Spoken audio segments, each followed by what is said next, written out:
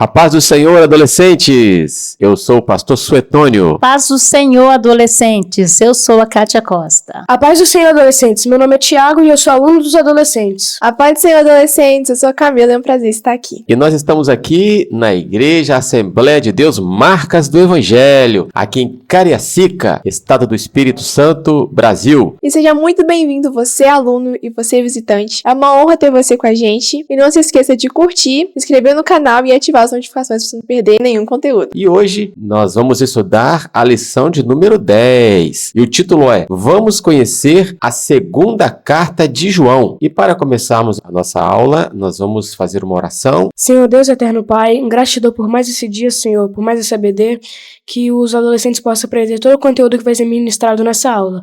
Isso que eu te peço em nome de Jesus. Amém. Amém. Amém.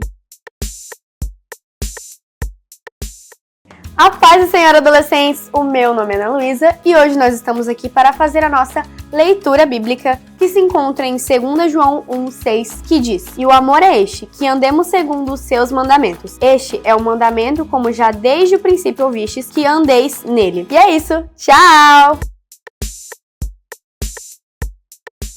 Hoje vamos estudar a segunda carta de João e você vai aprender nesta aula. Essa segunda carta de João, ela tem apenas 13 versículos e recomendamos que você leia de uma vez só. E nesta carta, João, ele destaca sobre a verdade do Evangelho, ele fala sobre o amor e ele alerta muito os irmãos em relação aos falsos mestres, aos falsos ensinos, desde o início da Igreja do Senhor aqui na Terra. Sofreu essas perseguições com falsos ensinos. Bom, adolescentes, já vimos que essa carta pertence ao autor João. João, logo no primeiro versículo, se identifica como presbítero. E esse título não está relacionado apenas ao ofício dele, que era supervisionar e cuidar do rebanho, mas também pela idade de João, por ele ser um ancião da igreja. Isso nos dá a entender que ele conhecia os destinatários e os destinatários conheciam ele. E vale lembrar que João era provavelmente um dos últimos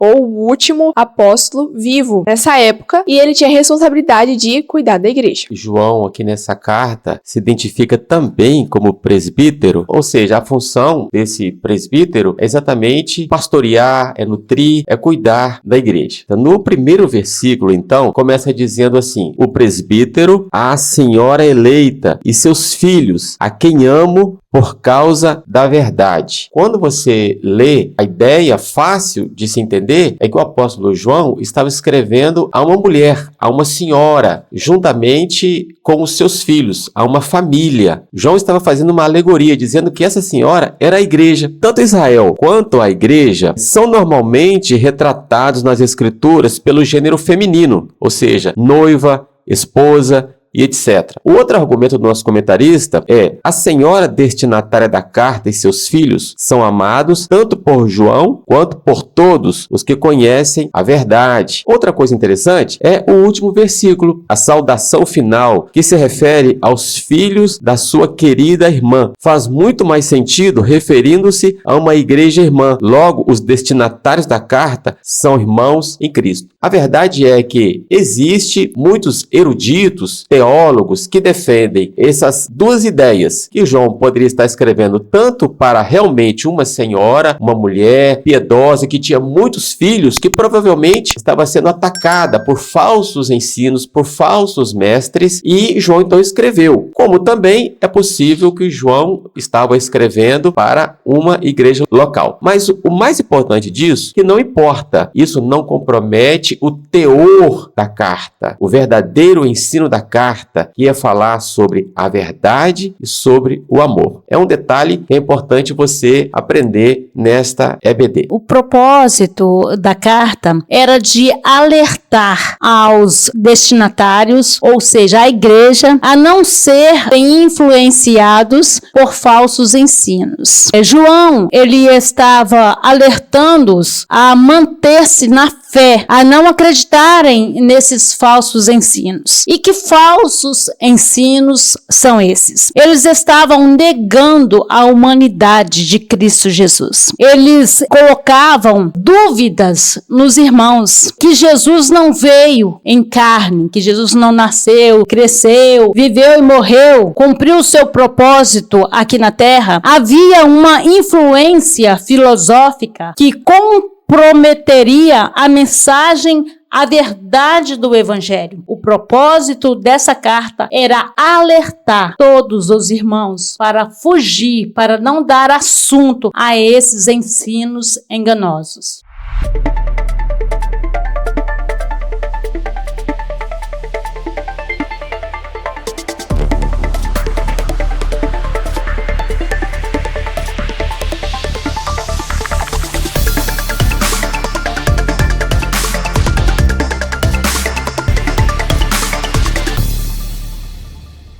A paz do Senhor, adolescentes! Eu me chamo Rian Brian e estamos aqui para mais um Você Sabia? Com o título A Verdade ou Nada? Até onde você vai com Jesus? Então, atenção! Imagine só, viver em uma época que ser cristão era perigoso. Não havia redes sociais com mensagens inspiradoras, nem músicas cristãs tocando nas rádios. Pelo contrário, declarar-se seguidor de Jesus poderia significar perder a família, os amigos, o respeito e até a própria vida. Então, agora pense, no meio de tanta perseguição, surgiu líderes com discursos envolventes, afirmando o seguinte: vocês estão atrasados com essa fé simples em Jesus. Há um conhecimento mais avançado além do que vocês conhecem. A verdade de vocês é limitada. Venham descobrir algo superior. E infelizmente, muitos começaram a acreditar nessas afirmações. Mas João, o apóstolo que caminhou com Jesus, já idoso e experiente, viu tudo isso acontecer. Ele era o último dos discípulos vivos e sentia sobre si o peso de cuidar da igreja. Então ele escreve uma carta breve, porém incisiva, como uma espada. Todo aquele que ultrapassa a doutrina de Cristo e nela não permanece, não tem Deus. 2 João, capítulo 1, versículo 9. João está dizendo com firmeza: não existe avanço espiritual fora de Cristo. Não há nada além dele. Somente nele podemos crescer. Naquele tempo, o que João chamava de falsos mestres eram os gnósticos, um grupo que acreditava possuir um conhecimento secreto e superior. Eles ensinavam que a fé em Jesus era apenas um degrau e que era necessário alcançar algo mais profundo e filosófico. E isso soava até de uma maneira inteligente, oculta e até de uma forma moderna, mas era um veneno para a alma disfarçado de sabedoria. Por isso, o apóstolo João ordena: não recebam esses homens em suas casas e nem lhes deem boas-vindas. Isso não se tratava de falta de amor ou de educação. Era uma defesa da fé, pois abrir as portas para tais pessoas significava permitir que destruíssem a verdade do Evangelho e arruinassem vidas. Então, agora olhe ao seu redor. Será que mudou tanto? Hoje, o pensamento pós-moderno diz: não existe verdade absoluta. Cada pessoa tem sua própria verdade. O importante é ser feliz do seu jeito. Mas Jesus declarou algo totalmente diferente e exclusivo: eu sou o caminho, a verdade e a vida. João 14, 6. Ele não disse ser uma das verdades. Ele afirmou ser a verdade, única e imutável. E isso não pode ser relativizado. Então, agora reflita, adolescentes. Você está vivendo na verdade ou brincando com ela? Seguir a Cristo não é apenas decorar versículos ou frequentar a igreja aos domingos. É fundamentar toda a sua vida nele. É entregar o coração, a mente e as escolhas diárias a Jesus sem reservas. Você está disposto a ser criticado por defender a verdade? Ser rejeitado por se recusar a seguir o fluxo do mundo? Fechar o coração para qualquer ensinamento que tente substituir ou atualizar o Evangelho? João nos lembra que a verdade não pode ser negociada. E a pergunta que ecoa é: você permanecerá firme em Cristo ou se perderá entre as mentiras que parecem inofensivas? Cristo não morreu na cruz para que você tenha uma fé superficial e confortável. Ele entregou a vida para que você tenha a vida verdadeira, a vida eterna. Chegou o momento de se decidir. Ou você se entrega completamente à verdade, ou será seduzido pelas mentiras desse mundo.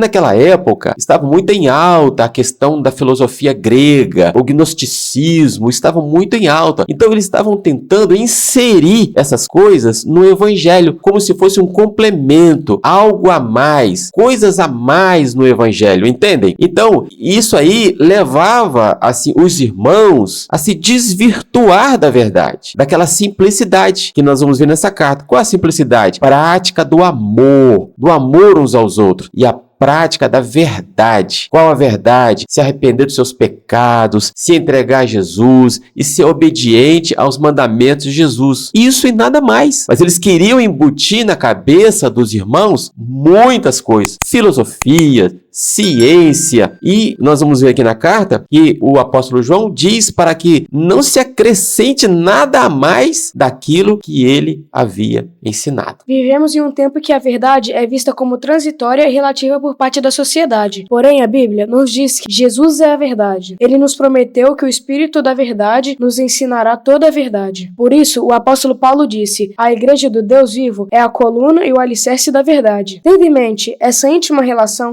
do Evangelho com a verdade, o apóstolo João revela sua alegria ao saber que alguns irmãos da congregação estão vivendo de acordo com a verdade. Eles escolhem a obediência ao mandamento de Jesus. Eles preferiram andar na verdade e manter o compromisso de fé, que envolvia crer em Jesus Cristo e amar ao próximo. O amor é a essência da fé cristã. A Bíblia diz que se somos incapazes de amar ao próximo, então não podemos amar a Deus. A prática do amor é um dos testes que distinguem os filhos de Deus dos filhos do diabo. E a obediência aos mandamentos é a prova do nosso amor a Jesus. Por isso, conciliar a verdade e o amor é o desafio de todo cristão. E é verdade, pessoal. Queria destacar também o versículo de número 4, quando João falou assim: alegro-me muito por haver encontrado alguns de teus filhos andando na verdade, segundo o mandamento que recebemos do Pai. Então, o apóstolo João está aqui elogiando esta igreja porque encontrou irmãos que realmente estavam ali preservando a verdade, preservando a unidade, preservando a prática do amor, seguindo da maneira que os apóstolos ensinaram, a maneira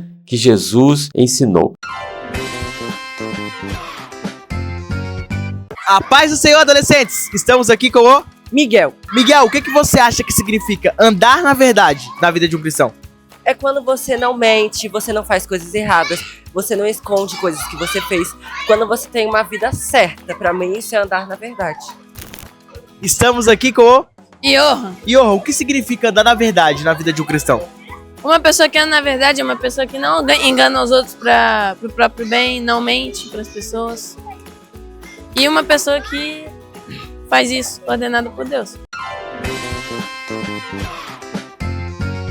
Então, nós devemos aprender que estamos também nesse desafio. Não são todos que seguem a Jesus assim de maneira diligente, como deveria seguir. A maioria das pessoas conhecem a Jesus, frequentam a igreja, vão à igreja, mas na verdade não se preocupam em seguir a verdade e o amor, como o apóstolo João está nos ensinando aqui na sua segunda carta. Então, vamos entender um pouco mais da segunda carta de João com o nosso pastor.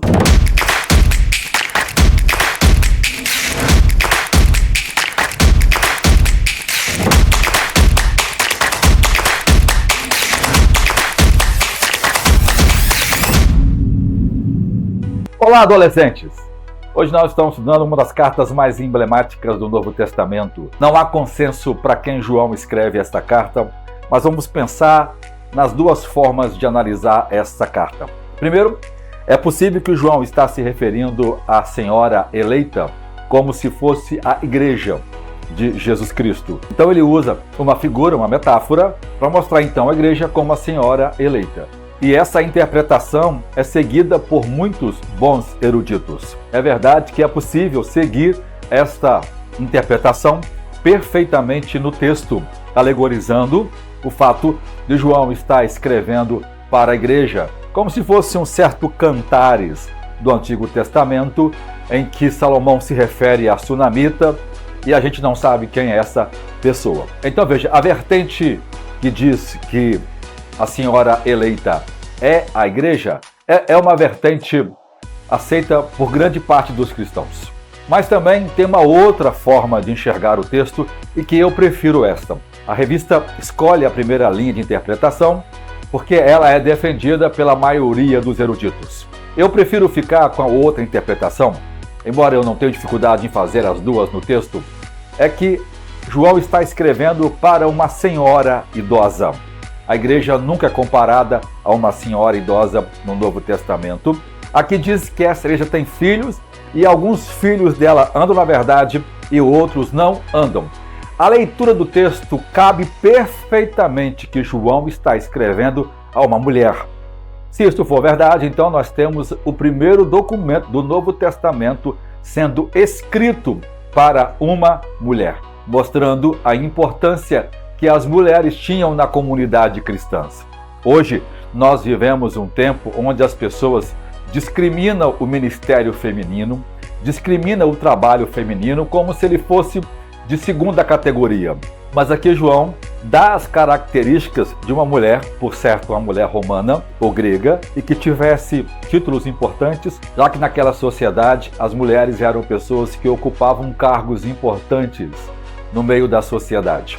Então, quer seja a igreja, quer seja a mulher, a interpretação é viável, mas eu prefiro a senhora eleita como uma mulher, porque a figura fica mais completa, ela tem filhos e parte dos filhos dela andam na verdade e parte não anda. Seria difícil dizer para uma igreja que parte dos filhos andam na verdade e parte não andam, porque os que não andam na verdade não são filhos de Deus e contradiz basicamente os ensinos de João na sua primeira carta.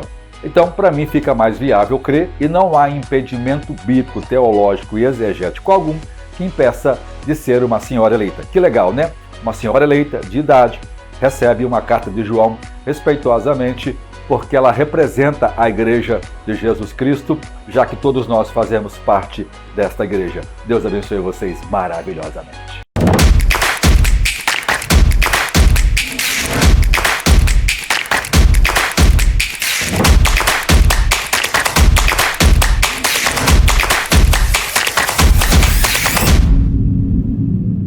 Então, vamos para o nosso tópico 3. Como lidar atualmente com os falsos mestres? Não devemos subestimar os falsos mestres. João estava alertando aqueles que vivem uma vida de obediência aos mandamentos de Deus com os enganadores. O evangelho de Jesus, que é a verdade, sempre foi e é perseguido pelos ensinos, pelos falsos mestres. O propósito de enganar, distorcer ou até mesmo colocar meias verdades pode confundir aqueles que aceitaram e creram em Jesus. Por isso, o alerta desta carta. João estava alertando. Devemos ter cuidados com os falsos mestres no dias de hoje. Estão por toda parte. No passado estava lá infiltrado, hoje também não é diferente. Eles estão por todo lado, disseminando seu engano em redes sociais, na escola, na universidade, na TV e até em algumas igrejas. Não devemos dar ouvidos a eles. Não devemos receber essas pessoas e ouvi-los. Não precisamos, porque Jesus nos é suficiente. Jesus, ele veio e já cumpriu todo o seu propósito. E se nós recebemos esse Jesus maravilhoso que é a verdade, já é o suficiente. E em Apocalipse 3, verso 11, diz: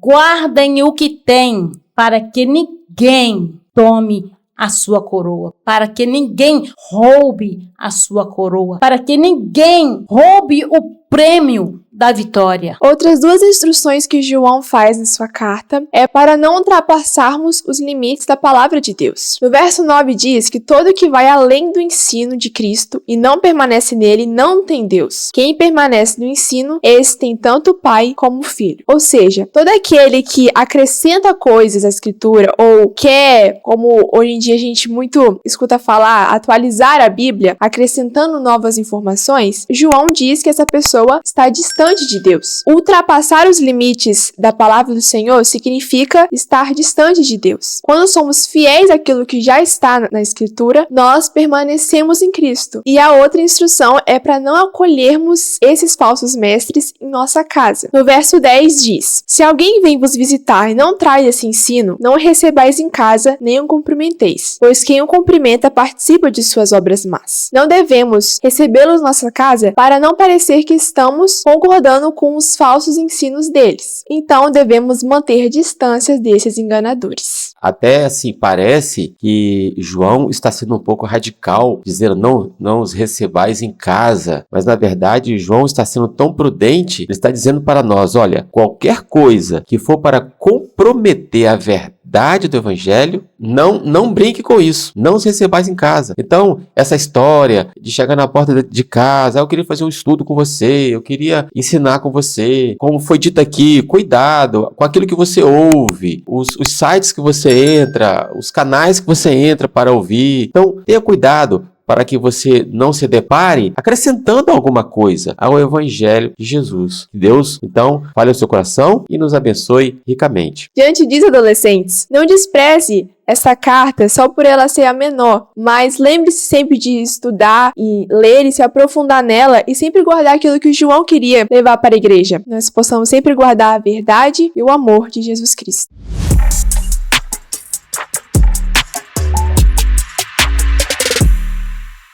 E agora, chegou o nosso momento tão especial. Momento de honrar a Deus com as nossas finanças.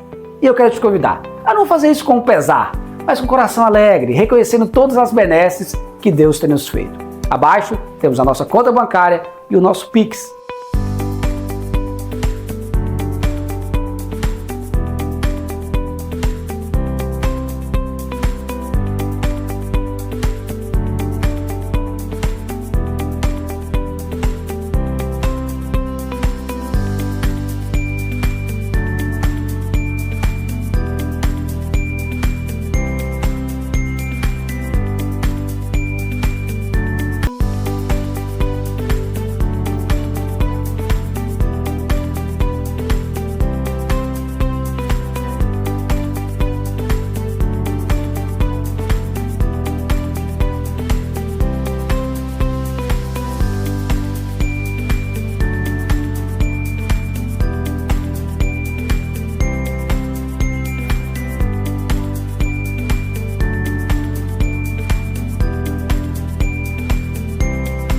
Mas eu queria te convidar também para um outro projeto, o Projeto 1000 Valentes. A intenção é adquirirmos este espaço que Deus tem usado para abençoar tantas vidas e você pode ser um contribuidor dessa obra.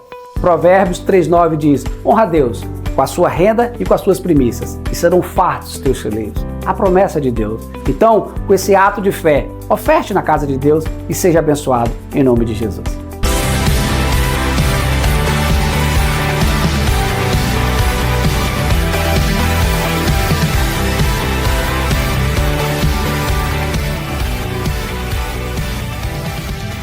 A paz do Senhor, adolescentes. Eu sou João Pedro. Primeira pergunta: como o apóstolo João se identifica na sua segunda carta? Letra A: o presbítero que une autoridade espiritual e experiência como ancião. Letra B: um evangelista que escreve de maneira simbólica para todos os cristãos. Letra C: um missionário itinerante conhecido como anônimo. Ou letra D: o último apóstolo vivo chamado apenas de discípulo amado. Tempo na tela.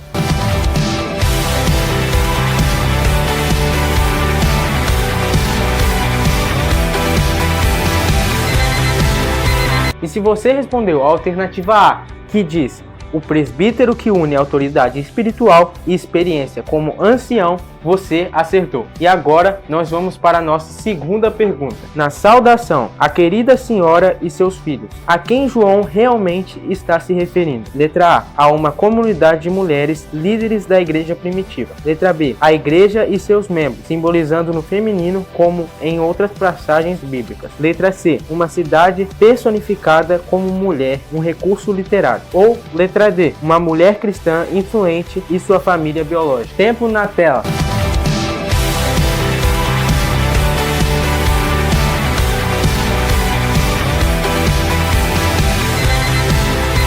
E já acabou o nosso tempo. E se você respondeu a alternativa B, que diz a igreja e seus membros simbolizados no feminino, como em outras passagens bíblicas, você acertou. E agora vamos para a nossa terceira pergunta. Segundo a carta, o que significa andar em verdade para o cristão? Letra A, conhecer a Bíblia profundamente, mas sem se preocupar com as ações diárias. Letra B, viver em obediência aos mandamentos de Cristo e amar o próximo de maneira prática. Letra C, permanecer neutro diante das controvérsias religiosas, para não causar divisão. Ou letra D, evitar apenas os falsos mestres e suas doutrinas. E mais uma vez, tempo na tela.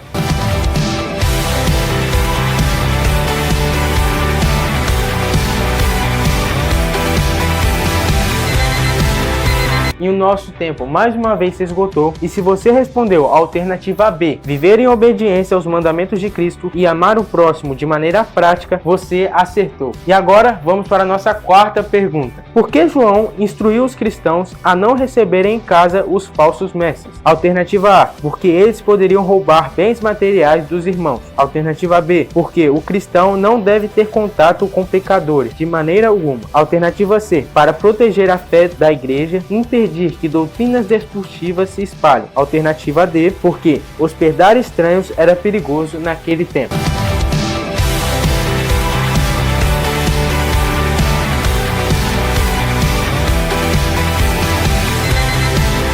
E se você respondeu a alternativa C, que diz para proteger a fé da igreja e impedir que doutrinas destrutivas se espalhem, você acertou. Vamos para a nossa quinta e última pergunta. Qual é o grande perigo de ultrapassar os limites da doutrina? Letra A, ser mal interpretado pelos líderes da igreja. Letra B, perder a chance de avançar intelectualmente na fé. Letra C, negar Cristo e perder a comunhão com Deus, como os gnósticos faziam. Letra D, não ser aceito pela comunidade cristã. Tempo na tela.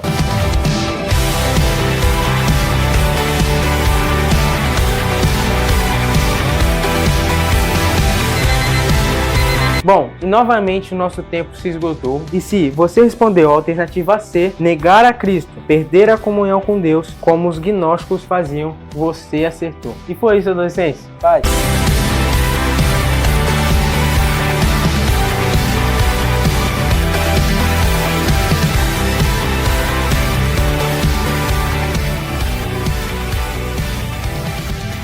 Então, para finalizar nossa aula, nós vamos orar agradecendo ao Senhor. Pai, muito obrigada, Senhor, por essa tua palavra que foi ministrada, Senhor. Tenho certeza que o Senhor está abençoando a cada adolescentes que ouviram, Senhor, essa ministração. Que essa ministração, Senhor, possa fazer efeito no dia a dia, na vida dos nossos adolescentes.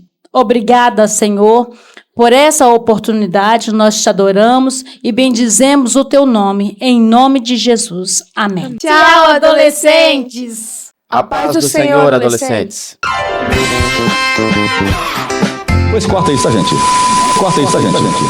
E seja muito bem-vindo você... Ih, já enrolei. Mas quietinho. Você vê que eu tô ficando mais quietinha por causa dele. Não, vamos lá. Acho que é melhor assim, né, Lu? E o amor de Jesus Cristo. Glória a Deus, aleluia. Tchau, adolescentes. Ficou ruim. Vai de novo, Lucas. Não, vamos falar o quê? Falar a paz do... Não, vamos falar a paz do Senhor, adolescente. Ai, isso. Oh, ele tá todo vestido de sério. Pois corta isso, tá, gente? Corta isso, tá, gente?